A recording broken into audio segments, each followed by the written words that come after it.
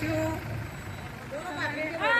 દીપિકા બેન બોલો હાલો ખાગે આમ ઉતરે વિડિયો ખાગે હાલો કઈ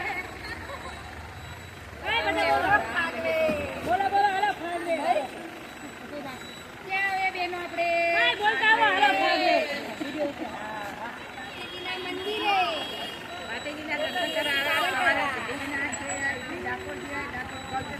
ગલતેશ્વર નાયા ધોયા મજા કરી પછી જમ્યા પ્રસાદ લીધો.